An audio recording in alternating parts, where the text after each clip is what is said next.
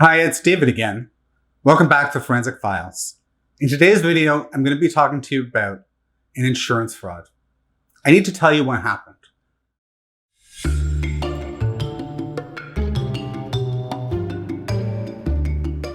The client was a technology company who had warehouses full of computers, hard drives, gears, and all sorts of things that go into computers. And they had warehouses all over the country. And, well, this was even before I was involved.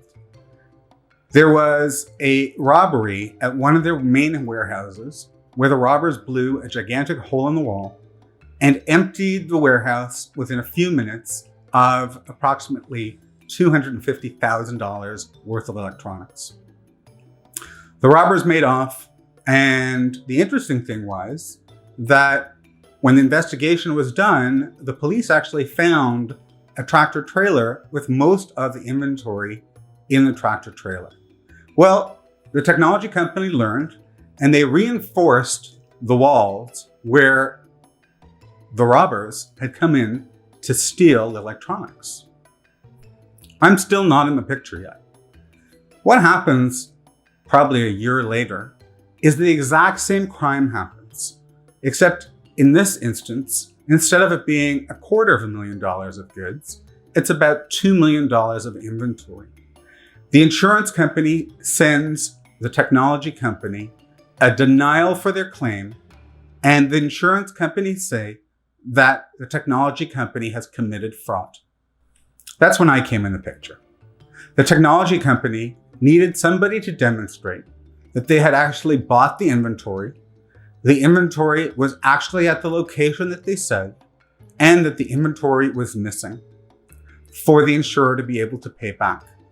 Now, nobody was saying or questioning if this was an internal job, if the company had set it up themselves, because from the investigation, what I was able to see was that what this company was doing was moving stock from other warehouses that was slow moving or not moving at all, meaning it wasn't selling, to this one location and centralizing what I would call dead stock.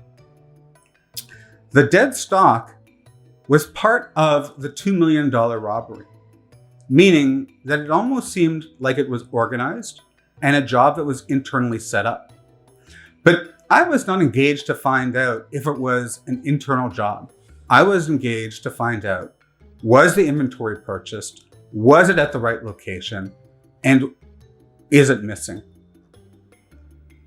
From looking at the numbers, from looking at the invoices, the shipping documents, it was clear that the inventory was there.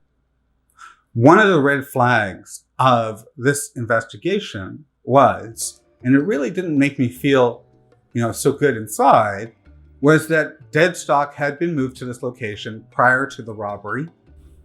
One of the things that just wasn't right was that it was the second time that the same type of robbery was occurring.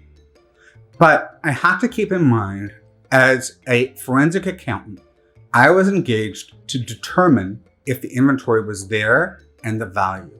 I was not engaged to investigate if it was an internal job or who did it or why it happened. And in terms of being an expert, in terms of being a forensic accounting and fraud investigation expert, one of the things you've really got to remember and focus on is that you are independent. You are not an advocate for your client, and you're not against your client.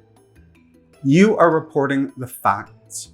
And as I tell my kids all the time, the numbers tell the story. Hopefully you found this story interesting. If you did, please like it below. Don't forget to subscribe to my YouTube channel. There's lots more videos on fraud. And as I said, I'm doing the Forensic Files as well. Don't forget to watch my top frauds of the month video. Always fun to see what are the top frauds. Hopefully you enjoyed it. Until next time, God bless.